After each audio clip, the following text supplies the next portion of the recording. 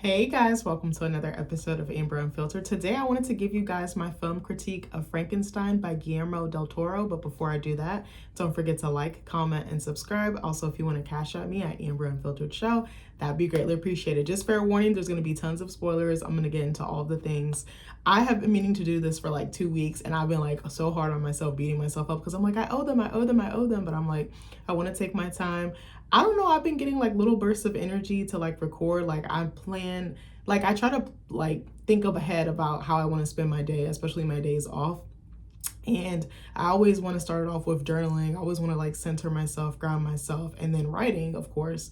But then I'd be like, oh, I'm going to do this, I'm going to do that. And then all of a sudden I was writing and I was like, I need to record. I don't know what it was. I was like done early. I usually try to give myself like an hour and a half, 2 hours, sometimes longer to write and just kind of go, just let it flow. But I was like, all right, I have the general gist of the idea. And oh my God, I'm so excited about this idea. But I don't want to share it on camera because I don't want to jinx it. But I actually came up with this last week. I think the hardest thing for me is juggling too many projects at once.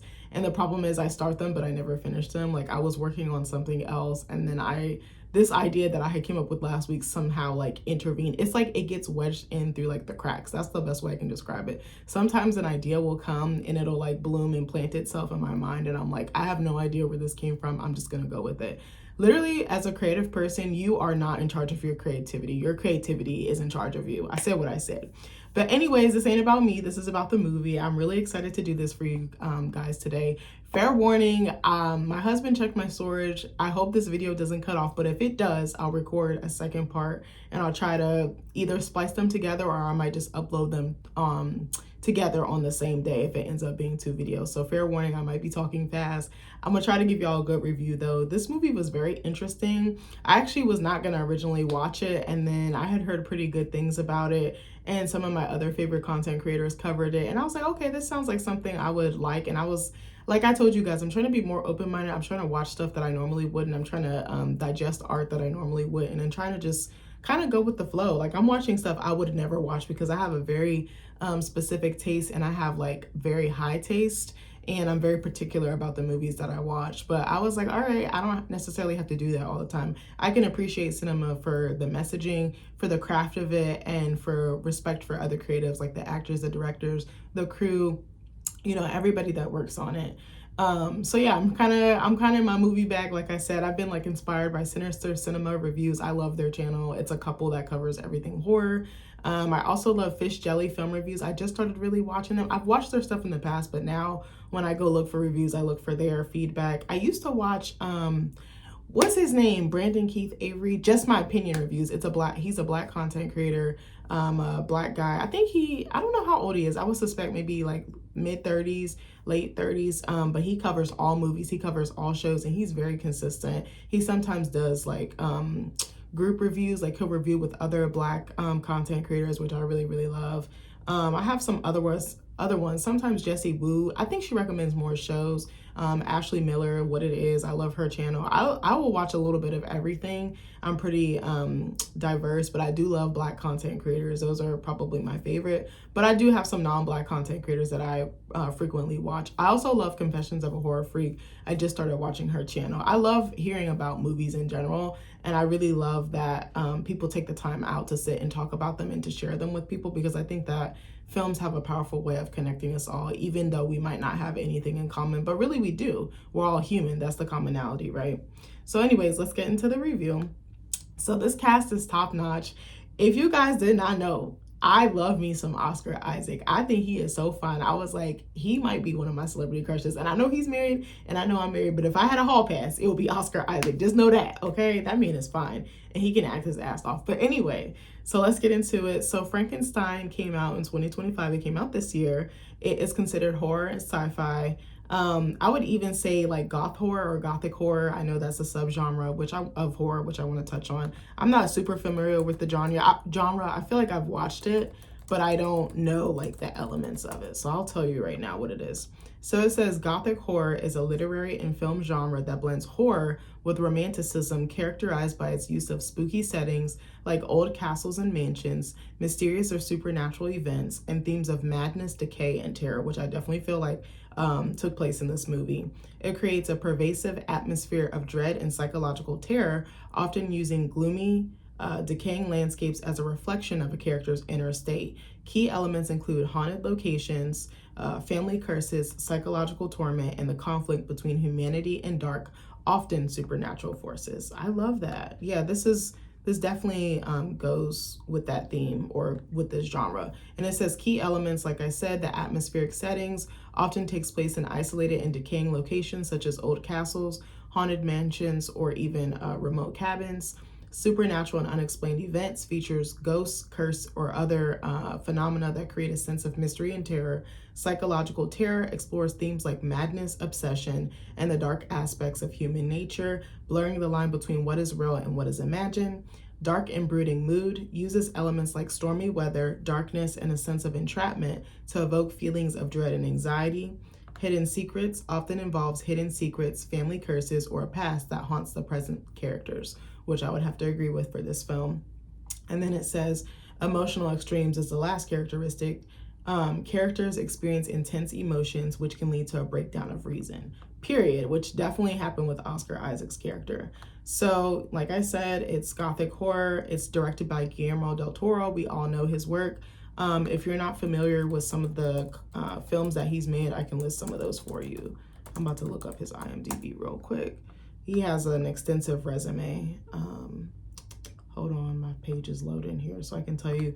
I remember Pan's Labyrinth. I actually had to watch that like last year or the year before last for a film appreciation class, and that was actually really interesting. I feel like I watched it, or actually no, I had always heard of it, but I don't remember if I watched it, or if I did watch it, I watched it in bits and pieces, but I never sat and watched the whole movie. And it was really interesting. Like, I feel like I dissected like the lighting, the landscape informing the characters, like state of mind. Like, setting is so clutch, and it's so key to informing the audience what the character is feeling and what they're experiencing. So he did Pan's Labyrinth, Hellboy, Pinocchio, The Shape of Water. If you have not watched it, check out The Shape of Water. Maybe I should go back and rewatch that and review it. That movie is so trippy. I actually really, really enjoyed it. I still remember to this day going to see it. And I had something crazy happen that day after I watched it. It's some tea, but I'll talk about that another time. I feel like I talked about it in a video. But anyways, so this film has a runtime of 2 hours and 29 minutes. So prepare to be seated. Let's discuss the cast for a second. We know pretty much quite a few people in this cast. Some of them I'm not super familiar with, but I feel like I might have seen their faces in other films or shows or other visual content. We have Jacob Elordi, who stars as Frankenstein's creature. I actually really loved his performance in this, and I think he really committed 110%. I feel like he committed 210% to this role. Like, he was very believable, even like the grunting, the noises, and him coming into his own and coming into his, like, learning how to speak and learning how to interact with his surroundings, you know? Sorry, I don't know why I stuttered there. Mia Goth plays Lady Elizabeth, who is basically Oscar Isaac's character's sister-in-law, but he falls in love with her, which is a whole other thing. I liked her performance as well. I thought that her and Jacob Elordi had the best performances personally, even though I'm a huge fan of Oscar Isaac. Oscar Isaac played Victor Frankenstein. I'm gonna say one thing, and it might be a little bit controversial. I love Oscar Isaac down. I think he can play anything. He's an incredible talent, but he was not 110% believable to me. He was supposed to be like a Frenchman or like European. I might not have gotten the type of European correctly, but he was supposed to be European, and he was not 100% believable, because to me, I know his actual nationality, so I think I kept thinking about that when I was looking at him, because he has like more dark, more like olive features, so it was kind of hard to believe. Like, I don't know what it was, his dress, his mannerisms, everything. I feel like he did pour his all into the role, but for some reason, because I know a lot about him in like his personal life, or like, I don't want to say I know a lot about him, I know some things about him, it was just like I kept thinking about those things. Like, I don't know what it was, it just wasn't 110% believable, like I said. And it might just be my own bias or the lens that I chose to watch his performance through. That could totally be it, but it was very hard for me to believe his performance. Christoph Waltz plays Henrik Harlander, who's basically, I think he was like a benefactor. Like he was like, like a donor. Like, like back in the day, like when artists would have patrons and these people would give them, they would lavish them with money and any tools that they needed to make their medium. Like if you were like a sculptor, or if you were like a painter, they would give you money and you would create, and they would kind of pour into your craft that way. Because I feel like a lot of the time, a lot of artists don't have the resources to really pour into their craft the way that they want. A lot of it is self-funded, and a lot of it is working for free for years and years and years at a time. Myself, I've gone through it as well. So it was kind of like that relationship, but it was like he acted like he was just going to give him all this stuff without anything in return. And the thing that he wants to ask him, or the favor he asks of him, is so far left and is so out of left field that it's like, oh my God. I knew when he was giving him all this stuff, I was like,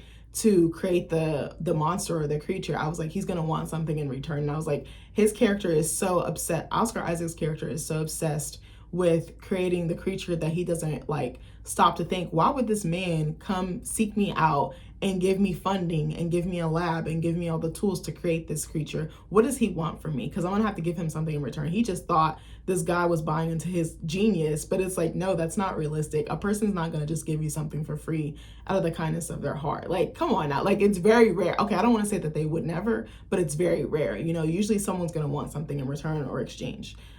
Felix Kammerer plays William Frankenstein, who's Victor Frankenstein's dad. Charles Dance plays Baron Leopold. I think he's like the general or something like that.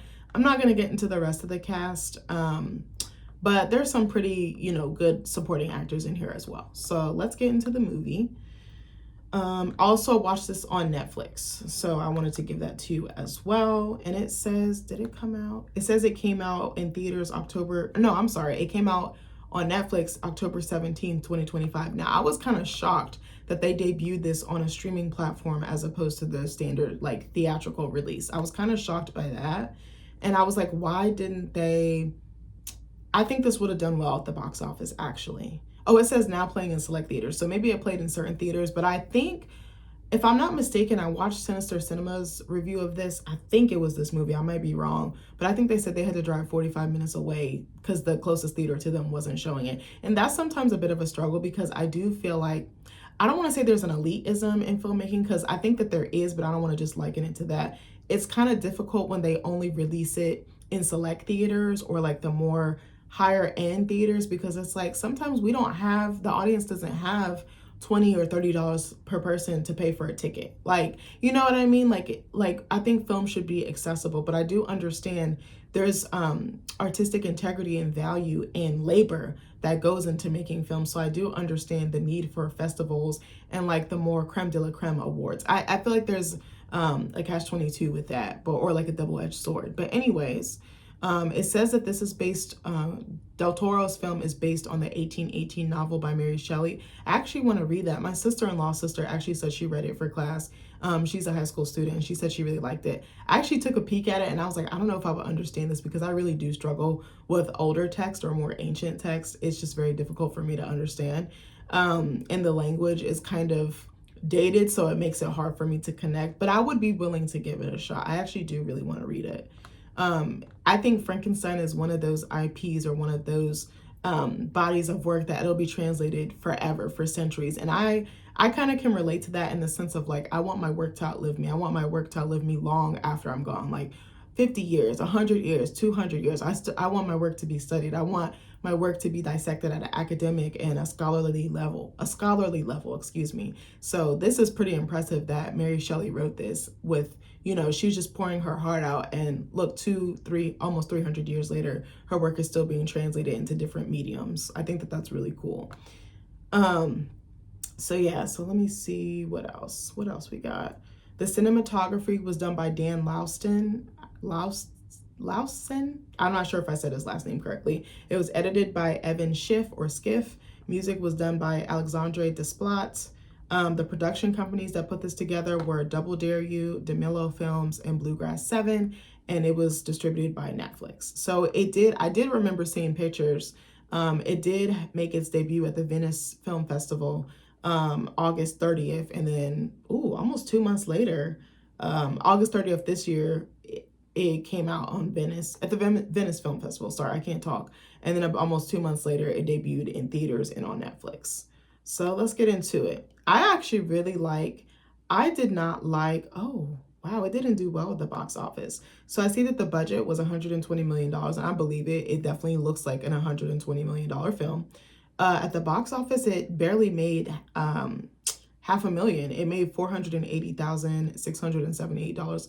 I guess you could consider it a flop in the sense of like, you know, monetary aspect or return on that investment, but I don't really consider it a flop. I think it was actually a pretty good film. Maybe I shouldn't have used the word flop, but I guess in the eyes of the industry, it would be considered one. But sometimes you make projects and they just don't do well, and you just keep going and go on to the next one. I actually really enjoyed the film. That's why I'm here talking about it with you today. So I really liked how they told the story. I have watched so many different adaptations of Frankenstein. I feel like I was Frankensteined out. It almost reminds me of like Godzilla, you know, it's kind of in the same vein. But also, sidebar, going back to Godzilla, if you guys get a chance, watch Godzilla -1. That shit is so fire. My brother actually put me onto it, and me and Nick went to the theaters. That is probably one of the best Godzilla movies I've seen in the last 15 or 20 years. I'm not even kidding you. Because I feel like a lot of really popular content, even like an Alien or Alien vs. Predator, I feel like it's been remade so many times that I just get like whiplash. I'm like, I don't really want to see it. But this one, it was pretty good. I hadn't watched anything Frankenstein related or creature related in a really long time. So I really liked how they told it. How they told it was like they did like a prelude, then they broke it up into Victor's story, like his background and him coming into who he is as an adult. It's like from childhood on. And then part 2 is broken up into the creature's point of view. So I really like that, how they gave context and how they gave humanity to both characters, and they gave depth and dimension to both characters. I really appreciated that. And some stuff might be missing. I might forget some stuff because, again, I don't have notes. I'm using Wikipedia, giving you my feedback from there. So in the prelude, it is 1857. The Horizon is a Royal Danish Navy ship. They're sailing for the North Pole, and they get trapped in ice. So Victor, which is Oscar Isaac's character, is running away from the monster, the creature. So they get their asses handed to them. The creature is coming for blood because he wants Victor's head on a platter. So they're attacked. The crew is attacked by the creature, and he's like, give Victor up, and I'll leave you guys alone. And then I forget what happens, but basically they sink the creature into the ice. And then Victor is taken into the ship, and he's protected and given like medical attention because his leg is all fucked up. And so then he starts going into detail about how he made the creature and, you know, what happened and why he's here today. So we're going to talk about part 1 first. So we see that Victor's, also something I wanted to talk about, the set pieces were really beautiful. They were very detailed. They were very well thought out. It was very believable.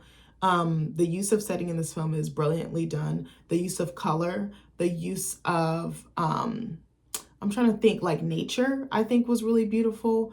I'm trying to think what else. It was just a very bright, colorful, gorgeous film. It was really well shot. I actually want to point out the cinematography was really well done. The artistic direction, the directing in general was really well done, and the acting was really well done.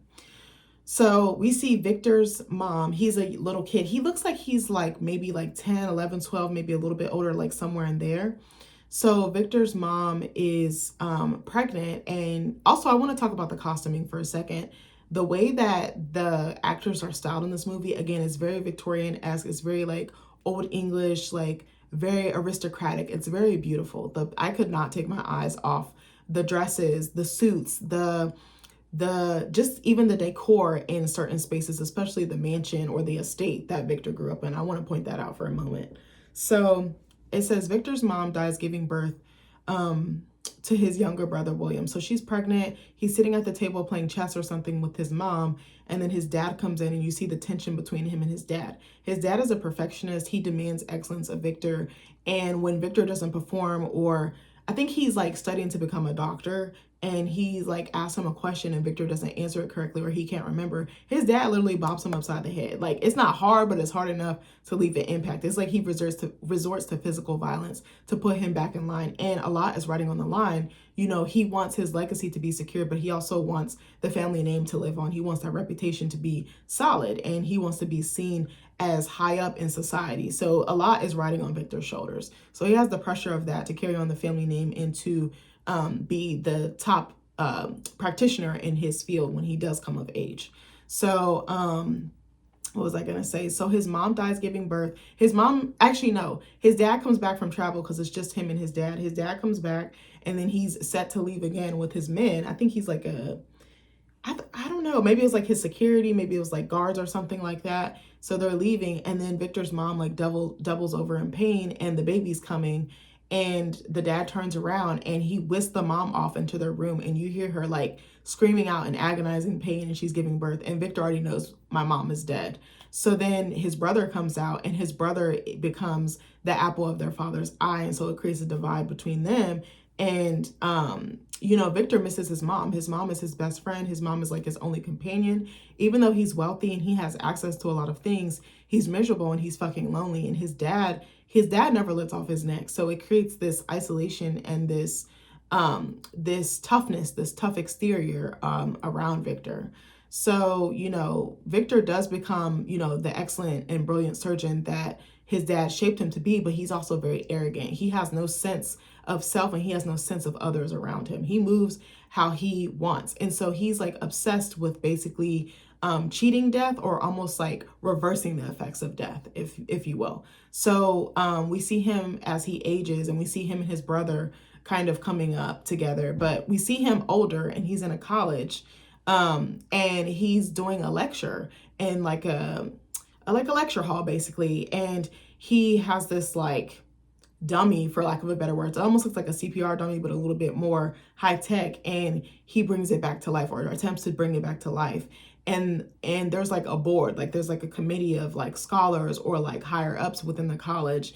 And, you know, everyone's like impressed, but they're like, get the fuck out. Like, you're doing too much. This is not ethical. And I think that's another point that the movie makes about like bodily autonomy. Like, who are we to skirt death? Who are we to cheat death? And who are we to reverse it? You know what I mean? So I thought that was a really interesting concept, because I was like, what if that person wants to be dead? What if their spirit is content with the death? What if they made peace with it, and you're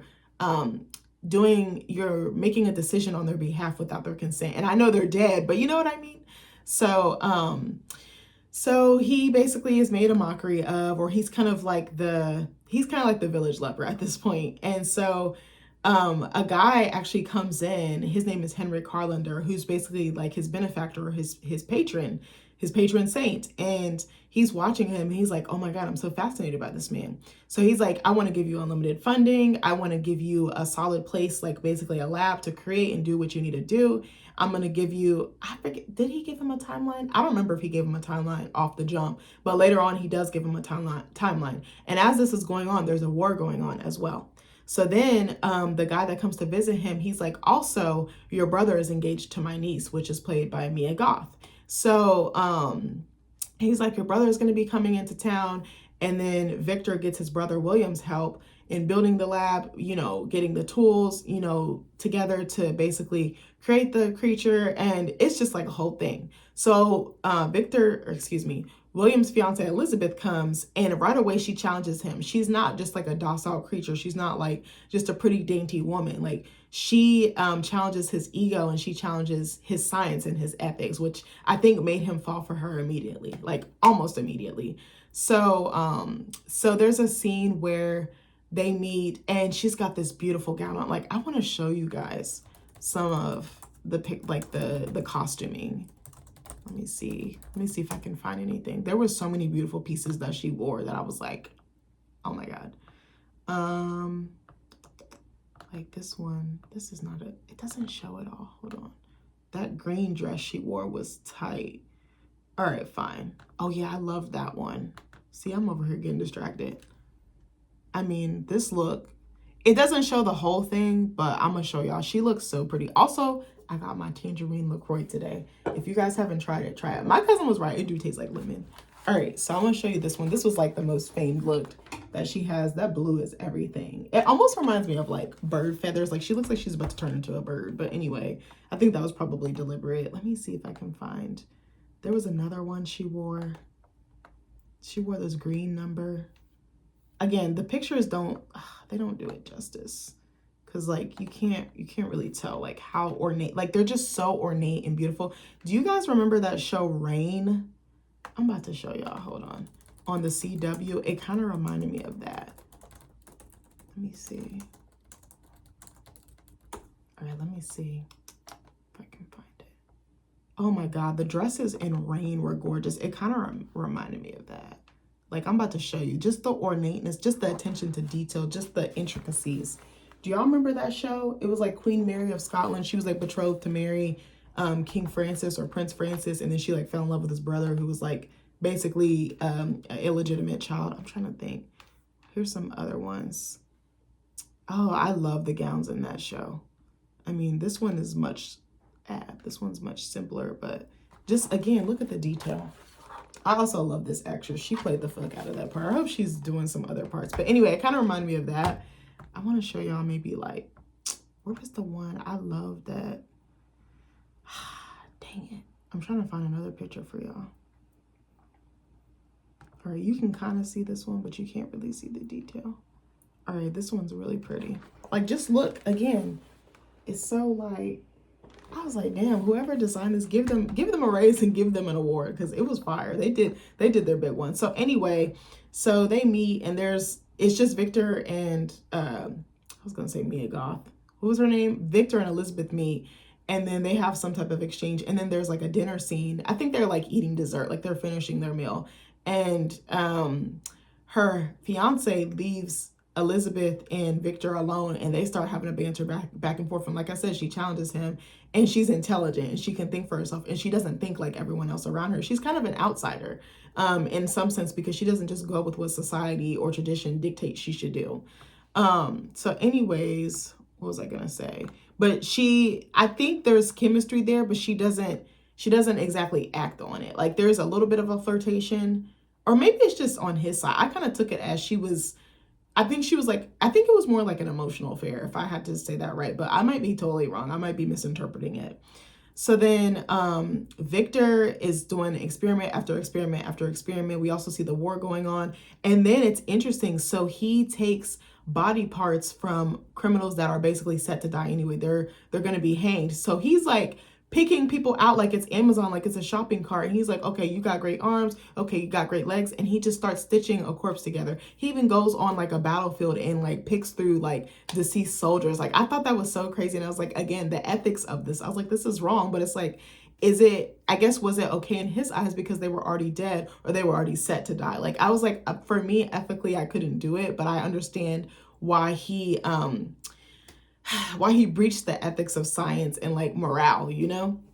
So that was kind of funny to me. Well, not funny, but like very ironic and like satirical to me. So then he keeps making creature after creature and he keeps failing.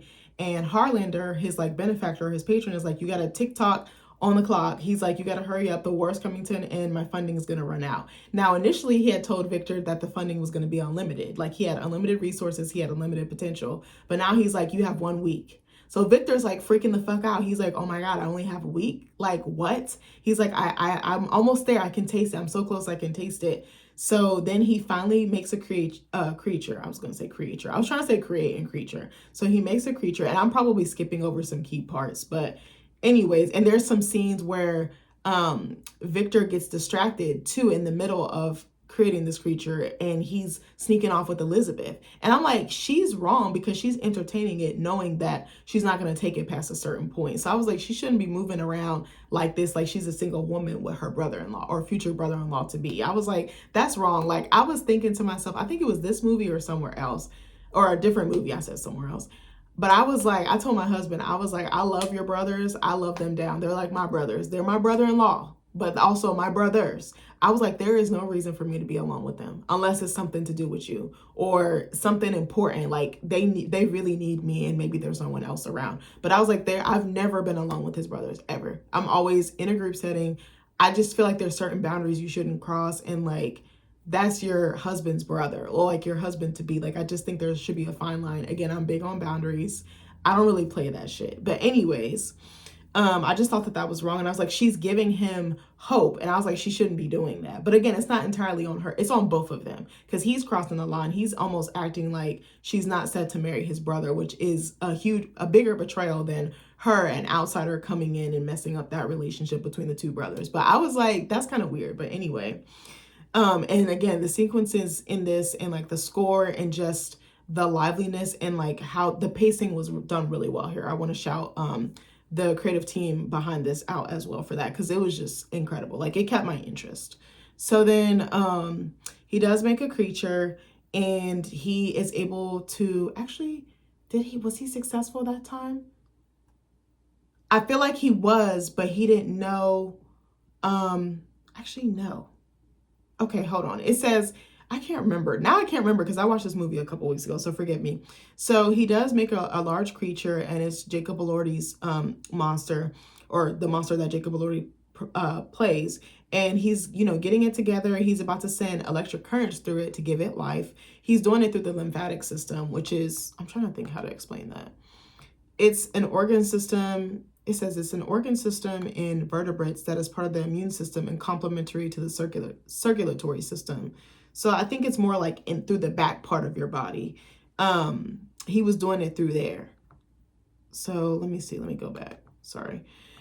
So as the storm is getting ready to hit, Harlander, his benefactor, his patron, is like, I'm dying of syphilis.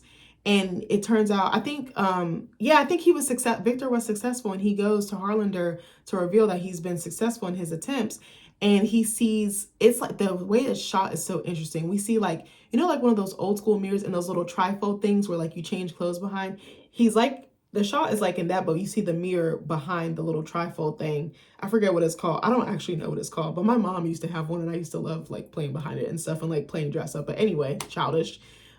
We see him, and he doesn't have hair. Like, he had a full head of hair, but we see like his hair is thinning, it's graying. He just looks sickly. Like, I thought he had like cancer or something, to be for real. And again, not trying to shade anybody with cancer, but it kind of gave like he was very, very sick, and something was killing him slowly. And he was pretending to be more well than he actually was. So he's like, I have syphilis. And then the favor comes into play that I told you about. And he's like, can you put my brain into the creature? Like, he wants to live. He's not ready to die. He hasn't come to terms with the fact that he's dying and will die sooner rather than later. And he's kept this a secret from everyone. And I think that's so interesting too, how older or elderly people, and maybe not even elderly, people like authority figures and people that we look up to or have a certain rapport with, powerful people at that, will hide their poor health or their declining health. And I wonder why we do that, why we don't tell people. It's like we don't want to scare people, but it's like, you're not giving me a chance to be there for you. Myself, even though I'm not elderly or older yet, I kind of had that happen to me as well. I was going through something, and I'm still going through it. And at first I kept it a secret, and I was like, why am I keeping it a secret? By keeping it a secret, I'm living in shame. I'm living in silence. And I was like, okay. So then I finally came out and told more people that I was very close with. And I was like, oh, it actually felt good. And a weight was lifted off my shoulders. And literally every morning I would wake up and I would think about telling my family. And I was just like, I'm not going to say anything. Really, I wanted to tell my parents. That was who I really struggled to tell, because I was like, I don't want them to freak out. I don't have a concrete diagnosis or definitive answer. So I was kind of like weighing the scale. But then I actually talked to my boss, and she told me that she had something that happened to her, and she was scared to tell her mom as well. And she had something much more severe than what I have. And she was like, I told her. And so she inspired me to come out and say something. But at first I was just like, I'm just going to keep it a secret. But it's like, I don't really want to do that. I should be telling people around me what's going on with me. Like, but why is that so normalized to just, I don't want people to worry. I don't want them to be scared. I don't want them to be this. But it's like, and it was actually surprising to me, the reaction I got, because it was like, it was very well received. They were like, well, you're doing something about it. You're taking proactive measures. So like, we got this. We're going to pray for you. We're going to be there for you if you need us to come to appointments. And I was just like, oh shit, why didn't I do this sooner? Like, I waited like 4 to 6 weeks. And I was like, why did I wait so long? But I think it also took me time to sit with it, because I was like, wow, this is a lot. Like, I think I accepted it pretty quickly, and I think I kind of already knew what it was. But like actually going to the doctor and like taking steps towards treatment, that was different for me, because I typically don't do that. And in the Black community, we don't do that. We just let stuff fester, and then it manifests into something far worse. So I think that that was an interesting point too. I don't think I just thought about that until just now. But anyways, so Victor and Harlander go back and forth, and Victor's like, bitch, I'm not giving you the creature. This is my life's work. I'm not just gonna give it away so easily. And he's very protective of it, almost like an artist with their own creation. You know, it's the same concept. It's the same mentality or the mindset. And so they go back and forth, and they like have it out, and they start fighting. And then I think what happened, he pushed something. There was like, I'm trying to think. There was like basically a deep ass well. I know that's a horrible way of explaining it, but like stuff could fall through. So he started trying to push. Was he trying to push the creature down there, or trying to throw away some of the tools that he was going to use to animate the creature or reanimate the creature? So they kind of have a scuffle and like a struggle, and then accidentally Harlander gets pushed down and he falls to his death. And so Victor then proceeds to electrify the creature. I think what he was saying was he was successful in building a creature, but I don't know if he actually had like brought it back to life, but when he went to go tell Harlander, but he was just saying, I built the perfect creation, basically. So Victor electrifies the creature, but it fails to reanimate. So then he's like, oh my God, I'm a huge failure. I didn't kill two birds with one stone. I actually killed two birds with one stone. I killed one of the birds, and then the other bird just didn't fucking come to life. So anyway, the next morning, Victor wakes up and he finds that the creature is fucking alive. And it's like, oh shit. And I love the way that Jacob Elordi portrayed him. Oh my God, hold on. My brightness on my screen just went down for some reason randomly. Do your computers ever do that? Sometimes I'll have it up bright and then it'll just like dim itself. And I'm like, hello. But yeah, anyways, so he finds him alive and he's like, by George, I've got it. So he then decides to chain it and confine it in the tower, like in the basement, in like what was I gonna say? Basically like the fucking slums of the tower. And the tower is very decayed at first. That's what else I love. They show the transformation from like decaying to like blooming with life. I really love that aspect, because it shows Victor's state of mind, but also the creature's state of mind, and like how he comes to life when he's creating. And that's kind of how I feel sometimes. Like I feel like abandoned or isolated when I don't create, but then when I do, I feel full and at peace and whole, and like I have a certain glow or a certain life to me. I don't know how to explain it, or a vitality or energy. So he's like, oh my God, he realizes that the creature is super strong. It can heal a lot. And he teaches it to start to talk. But the only word that the creature can say is Victor. So he's like, you know, he starts getting agitated, because he's like, why aren't you displaying rapid signs of intelligence? Why aren't you're rapidly healing. You have the strength. Now, if you could just pair that with the intelligence, I could like show off my design. I could show off my creation. So then he starts to revert back to, he starts to turn into his father. And his father was very egotistical and arrogant as well. So he starts to like brutally abuse the creature, and the creature starts to get mad. He takes it for a long time. He just takes it and takes it and takes it. And then finally the creature busts back. So then, and I think at this point, when Harlander was still there, because his brother and the fiance were still there, they actually come back. And so William and Elizabeth come back, and they're like, what's going on? And he's like, I made the creature, like, come see. And he's like a kid in a candy store. So Elizabeth is like, well, how are you treating the creature? Because you have this man chained up. You're not giving it autonomy. You're not really giving it free reign. And so she makes a connection with the creature, and she teaches the creature like how to speak her name. And Victor pulls his brother to the side and is like, hey, the creature killed Harlander, because it was like the perfect excuse. The creature is the perfect scapegoat. And I actually hated that he abused the creature's strength to cover up his own tracks, his own fucking bloody ass tracks, the fucking blood that spilled on his hands. So he sends them away, and he's like, you know, there was actually a really cool scene where Elizabeth comes down in her nightgown and she connects with the creature. And also there was a really beautiful scene that I really loved before that, where the creature, even though he's chained, there's like a little tunnel, there's like a little current flowing down to the outside. And it's kind of representative of him. Like he wants to be free. He wants to flow like the river, but he can't. So he starts putting leaves down and he sees it going down and getting free essentially. And I was like, I think this is symbolic because the creature is eventually going to find his own freedom. He's going to find his own way out. And I really like that symbolism. And so, what was I going to say? I was going to say William. Elizabeth goes and visits him in her nightgown, and they have like a moment, an intimate moment, like an emotionally intimate moment. And I think she can relate to the creature because, again, she's a bit of an outcast herself. And she's tethered to this man. I don't even think she's really in love with William, too. I also want to point that out. I could be wrong, but I think she's just with him for optics, and I think for wealth. I really do. Because they really don't have a connection. It just seemed like the right thing to do. So Victor is outside of the cave or the dungeon or whatever, and he's like, you shouldn't be frolicking with the creature. And she's like, well, why not? And again, she challenges him. So then Victor sends them away, and this ninja sets fire to his fucking lab with the creature inside. And you literally hear the creature screaming out in like agonizing pain. You're just like, oh my God, like my heart was breaking for him because I was like, he can't even get out. He can't even fend for himself. It's one thing if you set him free and let him decide, like, you know, choose your own like type of adventure, almost like an escape room, like a DIY. But I'm like, you didn't even give him the choice. You were set on killing him because it didn't turn out the way that you wanted. And then another thing is Victor's brother, William, wanted to show off the design. He's like, is it ready to display to the public? And he's like, no, I fucked this up. Like the creature isn't intelligent. It lacks, you know, it lacks brilliance. It lacks learning. It lacks diction. It lacks grace and sophistication. So I thought that that was interesting. And I'm like, but he could have worked with the creature a bit more. Just because he wasn't getting it or picking it up as fast as you thought doesn't mean that he can't learn. And it almost gave me food for thought about like someone who might have like learning delays or like developmental disabilities or delays. I was like, just because they're not learning right away doesn't mean that there's not a chance for them to learn if you continue to work with them and pour into them. The vessel can only receive what you're pouring into it. If you're not pouring shit into it, it's not going to learn anything. Like my therapist says, you can't pour from an empty cup.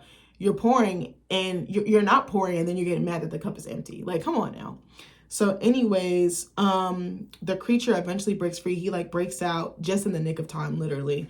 And Victor actually has a change of heart and he tries to go back into the tower, but there's so much fire, there's so much flames and stuff is breaking that it like bears, it's like a barrier to entry. Like he can't get in, like he has no access.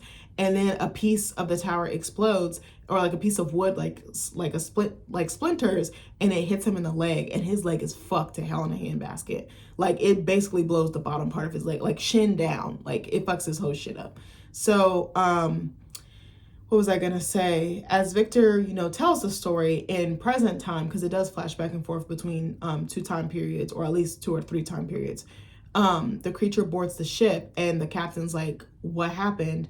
And then the creature begins to tell his side of the story, which I love. I love that it gave space for both characters. I don't really feel like I see this. I feel like we see it usually through one POV. Like even in After the Hunt, we mostly see it through Julia Roberts' character, Alma. But I really would have loved to see things from Maggie's point of view. That's just me though.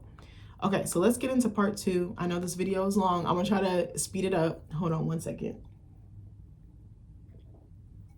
Also, sidebar, I'm getting better and better at doing long videos. Now, I used to be so terrified of doing long videos, but now I can do an hour like easy. Not me growing, not growth. Okay, so part 2 is the creature's tale. So the creature escapes the explosion and he wanders aimlessly into the woods. He runs into deer. He runs into these hunters who are like, what the hell is that? They don't know what he is, but they're like, we got to get rid of it. So he is shot up by the hunters and he takes shelter in this like mill that's nearby. So he's like in there with like rats and mice and stuff like that. And I was like, actors be doing some of the craziest stuff. I'm like, if you told me I had to be in a room with mice in a dark, dingy, no, I'm fired. I'm getting fired, bro. Like, I'm sorry, not sorry. So then he watches the hunter's family look for him and kind of convene back at their house. Cause there's a house or like a like, it's kind of like a dilapidated, like cabin, like not shack, but maybe not a cabin. What are those like, almost reminds me of like a lodge. Yeah, that's the best word I can think of. So the creature begins to like secretly help the family. He just stays there and it's like he's wanting a connection. He's wanting to bond with someone, but he can't because they're afraid of his physicality and what he looks like. So he begins helping them. Like he starts building stuff for them. Like I think he like builds a fence for them to help like with their sheep and their farm animals. He like just starts doing little different things to like show that he cares. And they're like, oh, it's just the spirit of the forest. But there's like an older gentleman, I think he's like the granddad of the family, or like the patriarch of the family, or the male leader of the family, I should say. And what was I gonna say? Actually, hold on, this is bothering me. I hope I said that right. I want to make sure I said that right. Okay, I can say that. I thought I said the wrong thing. Sorry, I got stuck on that. A patriarch is the male head of a family, clan, or tribe who typically holds the primary authority and makes key decisions. Or at least he keeps the family together. He might not be the entire leader, but you can tell he's a guiding force in the family. That's what I wanted to say. So the granddad, he's like, no, I don't think it's just a spirit. I think there's someone like actually looking out for us and like covering us, you know? And so he actually learns to talk by listening to, and he's also blind, the patriarch of the family. So he teaches his granddaughter to read, and through the cracks, the creature is looking through the cracks and looking through the walls, listening to this man read and listening to him instill education into his granddaughter. So then that's how the creature learns how to read and how to like communicate, really. And I thought that was interesting, because I'm like, if Victor had done the same, he could have had the same result. So the creature is intelligent. It just took him a bit, but he did get to that. He did arrive at his destination. You know what I mean? So the rest of the family leaves for the winter, and the granddad stays behind. Also, there was a scene where some like wolves came and like attacked the family, or tried to attack the family. And I think that they were able to ward them off, if I remember correctly. And then I thought the creature was going to come out and help them, but I don't think he actually did. I think he still remained hidden. And I felt bad for him that he had to remain like a secret, but he almost reminded me of the mice, in a sense, that you have to hide like for your whole existence, because if you come out, you know, you're dead. Like, it's the difference between life and death and like your overall safety. I know this is really weird, but I just thought of this. So like a couple of years ago, we live in the country, right? And we live near a bunch of woods. So it's to be expected we're going to deal with animals, right? And we have a clean house. Even if you have a clean house, you can get little critters in your house. I said what I said. We've had a snake in our house. We've had a family of mice, like girls, the whole thing. But I remember a couple of years ago, we had a little mice problem in our basement. So I remember the first time Nick had mentioned it, he had let the dog out. He usually lets him out around 10 or 11 o'clock at night, but he'll go outside with the dog because it gets hella dark and we don't have no street lights and we're on the main road, right? So he came in, but I heard him come in because I was still awake, and I was like, what is he doing? He was just downstairs for like 20, 30 minutes. And my husband, he got ADHD like real bad, and he gets really caught up and fixated and stuff. So I was like, okay, he also has OCD. So like he gets fixated on projects. He'd be like, oh, I need to fix this. I need to fix this. He's a very project oriented person. Again, great guy, gets very distracted. So I'd be like, what the fuck? I was like, what the fuck is he doing? And I was like, is everything okay? He's like, yeah, I think I like called him or something. And he's like, I need to look at something. And I'm like, well, what is it? And he's like, I'll take care of it. That's what he always says when he don't want me to worry about something, but I'm nosy, I'm gonna ask. So he's like, we have a visitor. And I'm like, bitch, what do you mean we have a visitor? It's you, me, and the dog. What you mean? We don't have company like that. He's like, we have a mice. Bitch, I did not go downstairs for 3 days. But the reason I bring this up is because I remember it took him a little bit to find it, and he had to set traps. And he didn't set the traps that killed him immediately. There's like this little tunnel, like tube thing, and it has like a pressure plate. So you can put stuff in there to lure the mice in there. This man was putting Hershey Kisses. He was putting Nutella. He was putting everything in there. And it has a pressure plate, and then it traps them in there, but it doesn't kill them. But I remember I was thinking about it. I was like, I actually feel bad for mice because they have to spend their whole existence not being seen and not being heard. And I was like, because if they do, they're immediately dead, whether it's from a big or an apex predator like us, or something outside like a coyote or like a fox or like a squirrel. I don't know if squirrels eat mice, but you know what I'm saying, like, or a snake or something like that. But I was thinking that the creature is almost in the same boat as a mice, like can't be seen, can't be heard, because people take one look at it and make an assumption and want to kill it and want to destroy it essentially because they're afraid. But I was like, if mice weren't so, what is the word? I don't want to say disgusting. If mice weren't like how they were in terms of like their habits and like their appearance, I was like, I would be fine with it. Like, you know, I know people have mice as pets, but do you understand what I mean? Like, it's like, oh, they're so cute, but it's like they destroy everything that they touch. They eat through things, they chew through things, they shit everywhere, they piss everywhere. Like, you know what I mean? There's like I don't want to call them like bottom feeder-esque, but you know, bottom feeder adjacent. Like there's just like just something about them. It's just like, I can't think of a word, but you know what I mean? It was kind of like the same thing with the creature. And also, Nick taught me something. I used to think that Frankenstein was actually the creature's name, but Nick was like, no, it's Frankenstein's creature or Frankenstein's monster. I was like, why doesn't he have a name? I was like, and even in him being nameless, he has no autonomy. He has nothing, no ownership or nothing for just himself, you know, because he's still likened and linked to Frankenstein. But anyway, so the creature actually befriends the man, and it kind of works because he is blind, and the man actually sees him for his heart and for his goodwill and for his character. And I actually really love that, and I wished Frankenstein had been able to see him for the same exact reason or the same exact thing.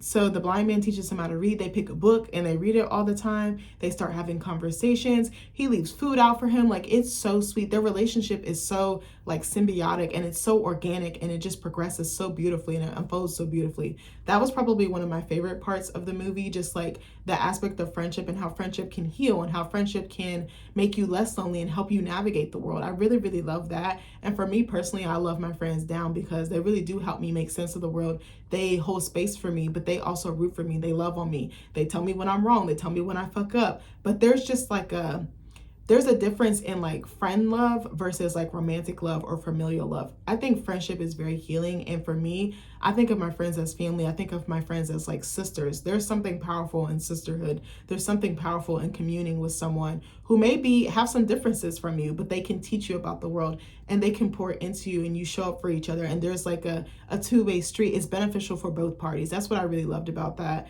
in this movie and in real life with friendship. So I love that the commentary that they made on that and how they showed the friendship unfolding, but obviously like all good things, it has to come to an end.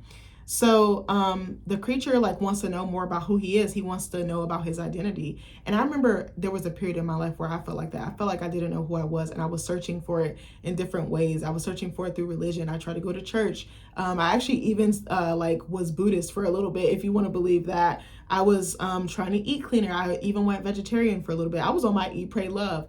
Even like after that, I had another period where I felt like I didn't know who I was in terms of like my family, because I was so disconnected and I was estranged from them. So I felt like I really didn't know myself. Even culturally at times, I was like, I don't know who I am. But actually in doing like getting back into school and getting back into academia helped me figure out who I was, because I came across a lot of Black and culturally relevant topics and just information that helped me feel like I knew who I was and like fully helped me recognize and shape who I was as a Black woman. So that was really key. And even when I was getting engaged, I had a little bit of I don't want to say an identity crisis, maybe like a smaller or miniature one, because I was like, oh my gosh, sorry, I got a notification. I have PT later, but anyways, I can tell you all that, but I'm not gonna say what it's for. So what was I going to say? I had a little bit of an identity crisis because I was like, I'm now leaving my maiden persona, my single woman persona behind. I was like, I'm going to take this man's last name. I'm going to become one with him. Remember when like Jake and Achiri basically became one, you know, when they sealed the deal? That's kind of how I felt, but like not in a sexual way, but like I'm leaving a part of myself behind. I'm shedding a different part of myself to become this man's wife. Like it was very, so I had a call. I kept having dreams and like calls to like explore my ancestry. And I had started diving into that. I like got an ancestry account. I started like making a family tree. I started trying to look in records and documents. And it was really difficult because I only got like maybe 100 years, 150 years far back. It wasn't really that far back. The best I came up with was names, ages, and like occupations, but I really didn't get any further than that. One day, don't quote me on this, but quote me on this. One day I'm going to hire a genealogist and I want someone to help me trace my roots, because I know Black roots are harder to trace and Black family trees are harder to trace, but I really, really would like to do that. And I want to make like a digital family tree so that I can pass it down to my kids and we can start documenting. That's really important to me. Like identity is so important. Another way I hope to like just secure my identity and maintain it and be able to pass it on is recipes. I know that sounds so simple, but a lot of Black people can throw down, like I said, but they don't share recipes. And then that connection to that a family member who made it is lost. I actually started with my dad. I made a mac and cheese recipe based off him. And he actually helped me make a mac and cheese recipe for Thanksgiving. We were texting and he walked me through the entire process and I was able to ask him questions, and I do want to go back and actually write it down. I did, make one based off a text he sent me using ChatGPT, but I felt like it lacked his personality. So I was like, now that I know and I've actually made it and he walked me through it, now I can go back. But I want to pass this down to my kids. I'm like, these are the things that I ate. I want my kids to eat this. Mac and cheese is a huge staple in the Black community, yet a lot of us gatekeep recipes. A lot of us And there's like a memory that dies with that person when that recipe leaves. You know what I'm saying? And like that old school cooking is becoming extinct, and I want to hold on to it. That's very key to me. And another way is like family heirlooms. Like we jumped the broom at our wedding. We still have our broom hanging up in our freaking living room right now. Like I just want to leave little things behind so that my kids remember who I am and their kids remember who I am, and we can keep passing it down and just create something that keeps us all tethered and all connected, even when I'm gone. That probably got a little dark. But anyways, so the creature goes back to the lab, which is basically fucking destroyed, and he literally finds a paper with the address to Victor's estate, and he goes back to the farm. So he has intentions to go find Victor because he feels like Victor can give him the key to who he is, because Victor is the one who created him.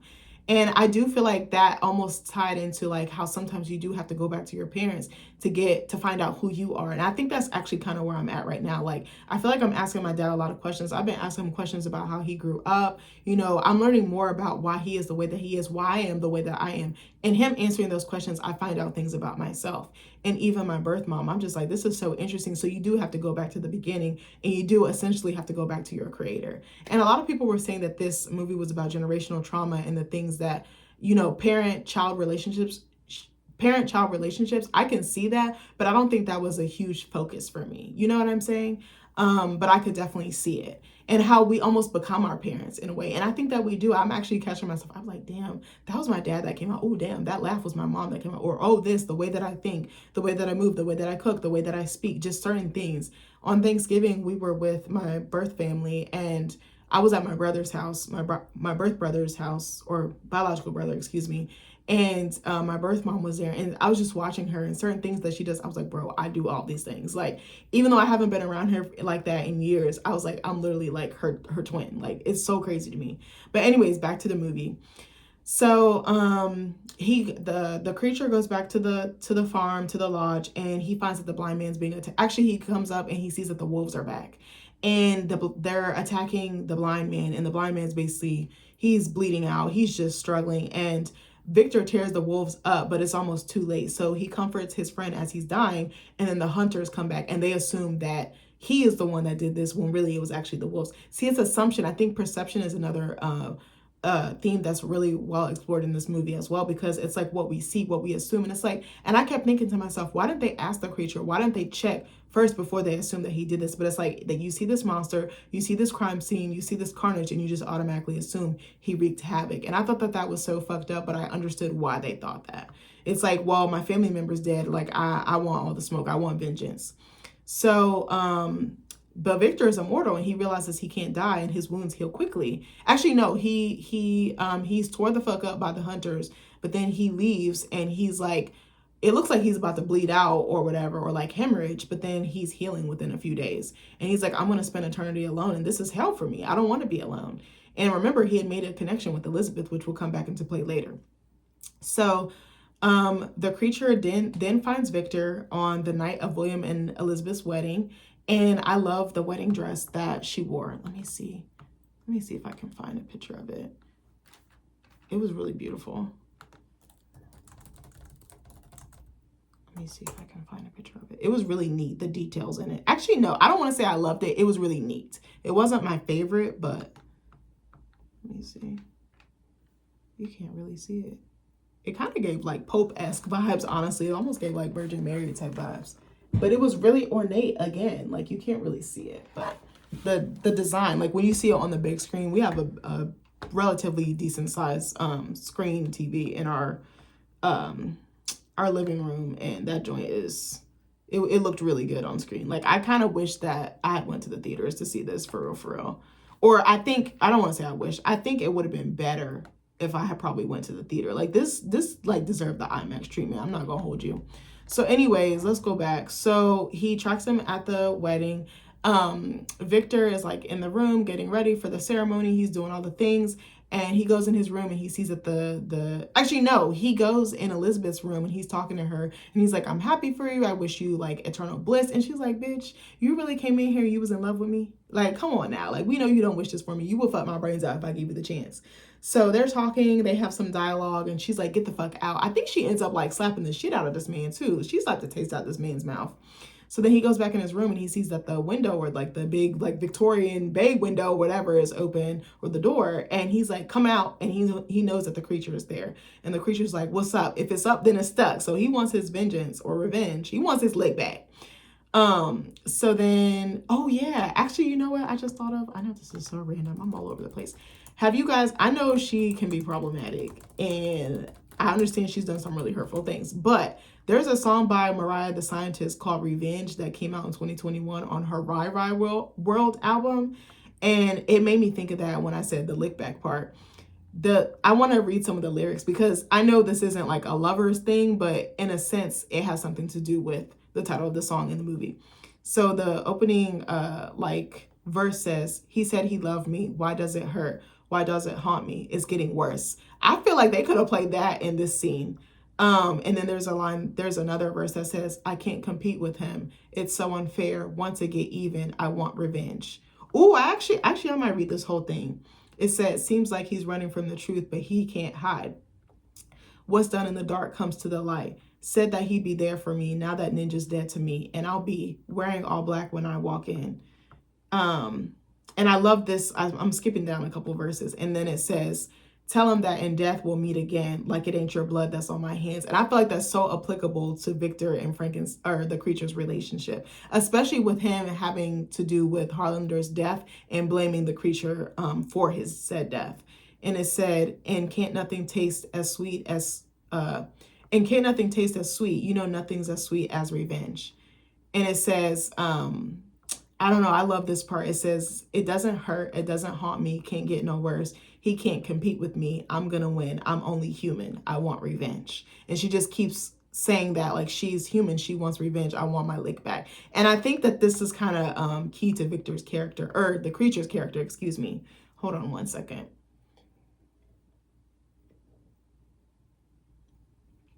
All right.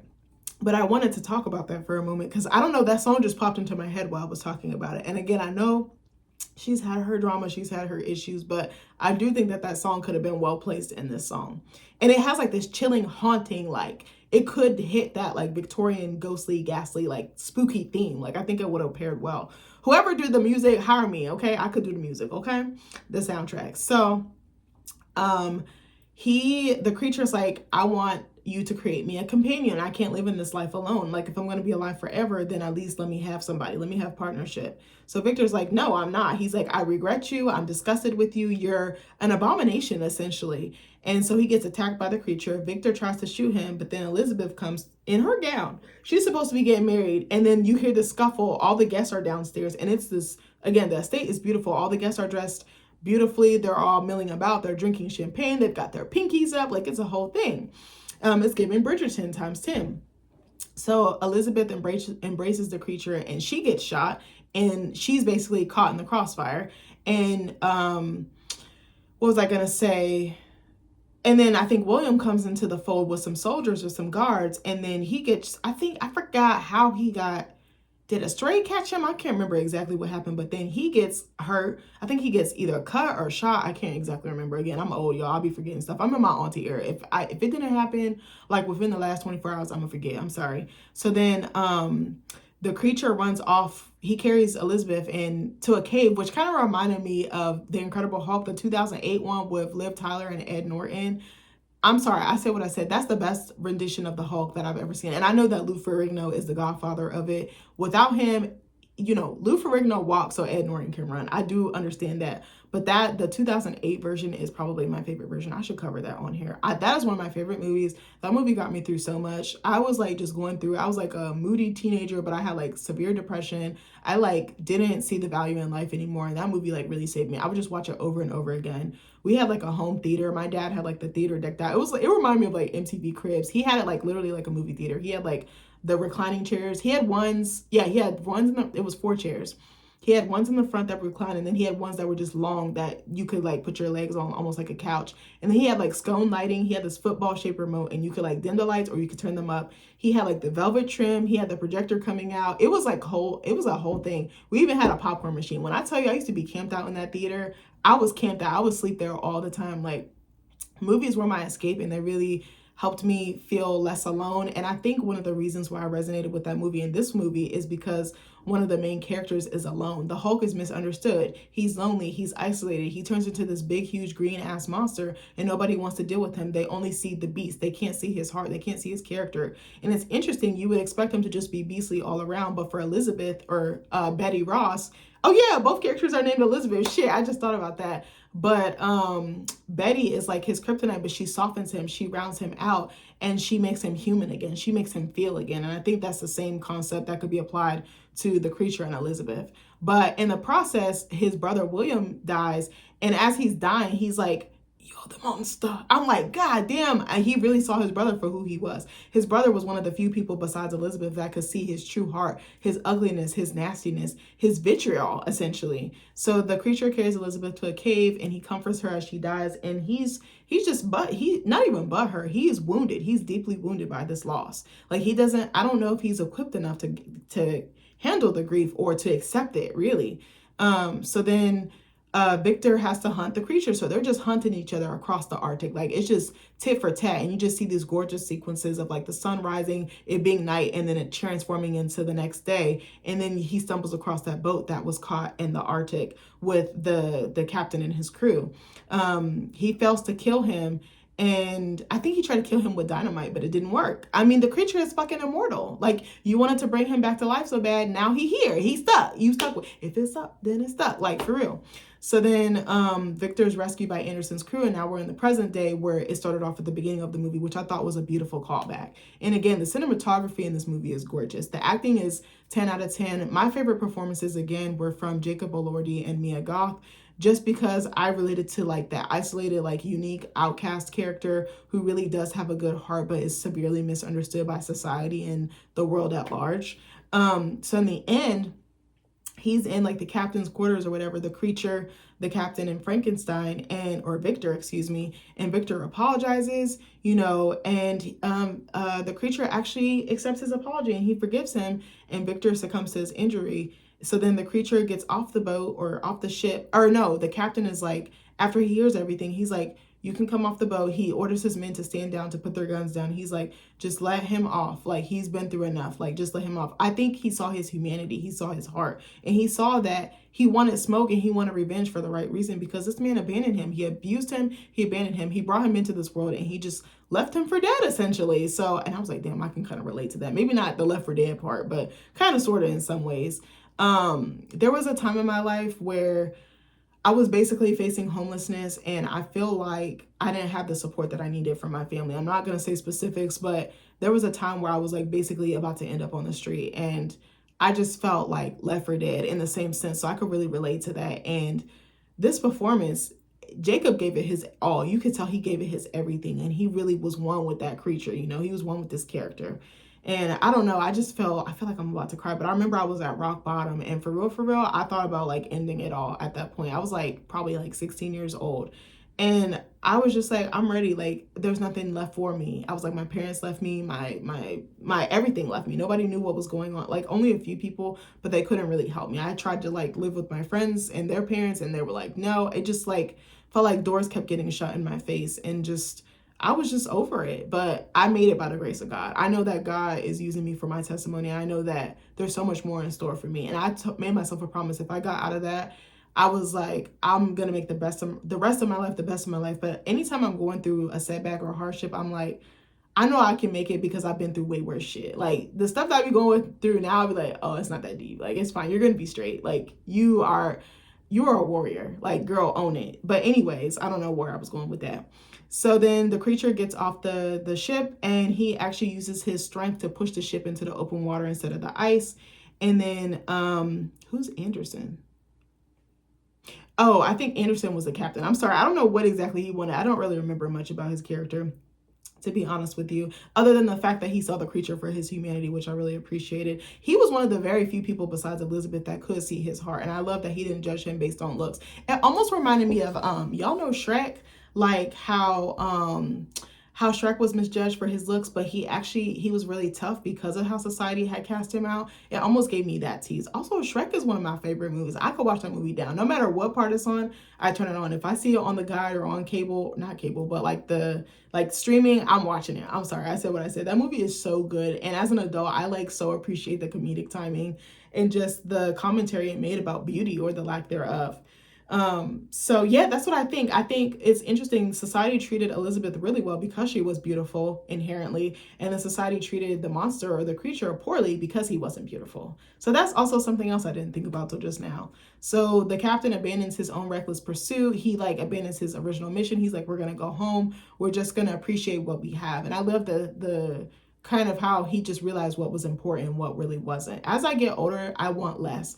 I actually, one of my, one of these girls that I went to school, not these girls, a girl that I used to be friends with in high school. I follow her online on Facebook. God, I'm telling my age.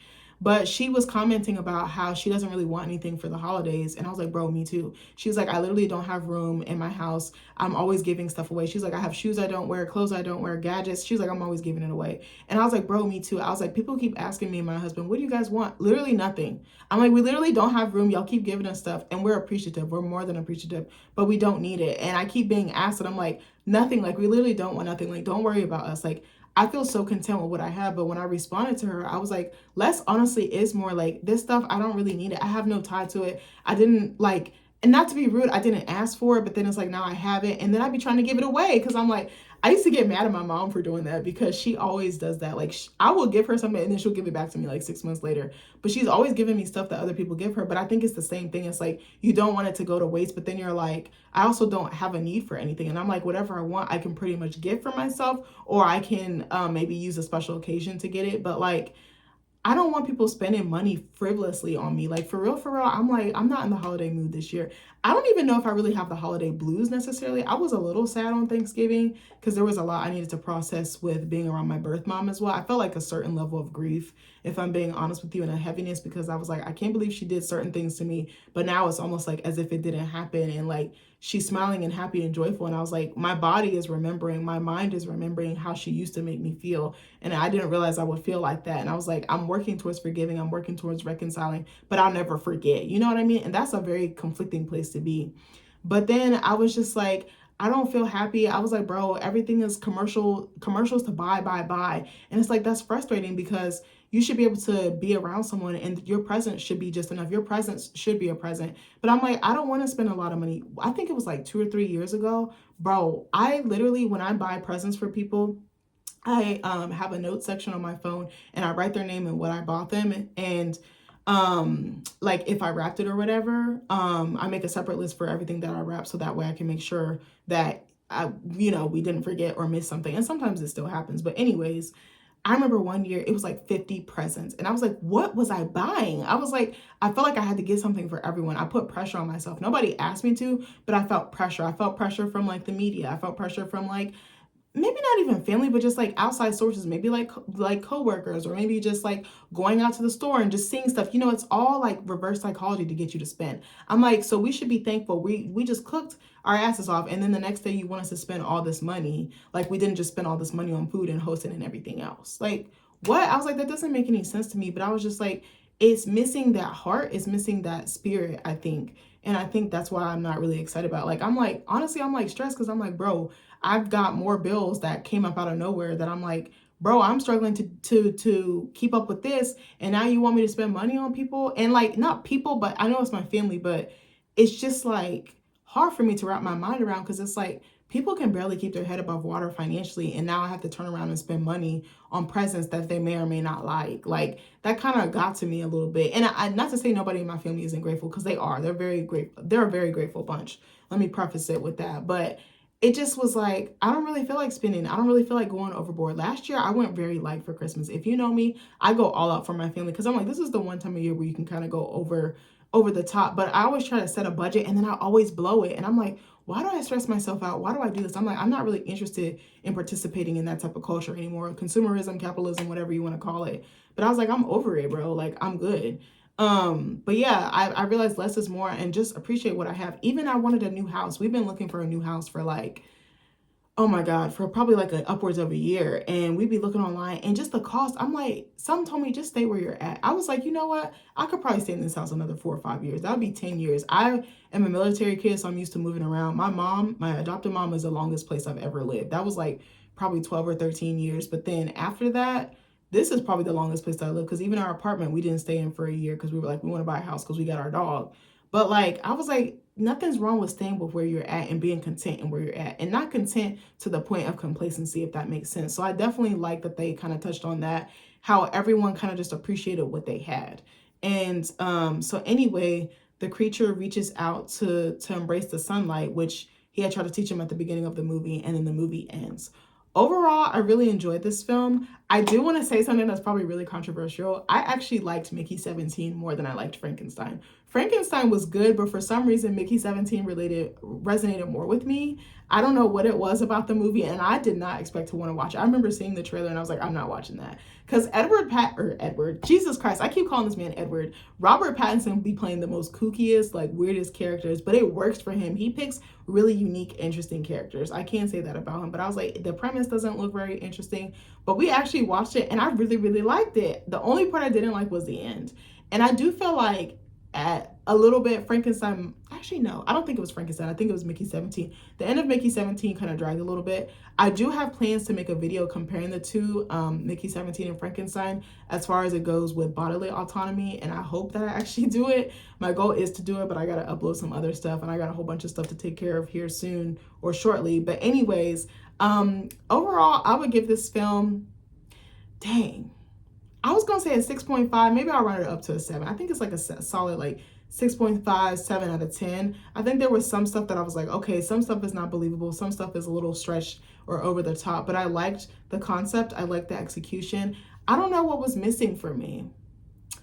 I can't really think of it at the moment. I appreciated the film. This isn't my normal watch, so I could be biased because I don't typically like period pieces. I don't like Victorian style stuff. I actually found out one of my friends actually really likes Victorian like goth drama horror. I had no idea she liked it, and I was like, bitch, I did not peg you for that. But anyway, I don't know. I think Oscar Isaac's performance was pretty good, but I was like, I'm not believing it. I don't know what it is. Some of the other characters didn't really do it for me either. But again, I love the set pieces. I love the set design. The costume designing alone should win awards. The acting was pretty solid. The storyline was pretty solid. I don't know what was missing for me. I can't honestly say, but it was just like a 7. It wasn't like an 8 or a 7.5 to me. I'm not sure why. I can't actually convey why I feel that way. But anyways, I hope you guys enjoyed this review. I know it's long as hell, but let me know, have you watched it? Are you planning on watching it? It's on Netflix. If you already have the account or the subscription, I say go ahead and watch it. Watch it on the weekend. Watch it right after you get off work. Just, you know, it's a great movie to kind of just kick your feet up and kind of unwind and just forget about the rest of the world. Forget about social media. Forget about work. Forget about just everything. Whenever I watch movies, I actually turn my phone off and I just check out. Like, that's kind of healing for me. It helps me disconnect and it helps me really lock into the world and the story that's being told. But anyways, I love you guys and I'll see you in the next video. Bye.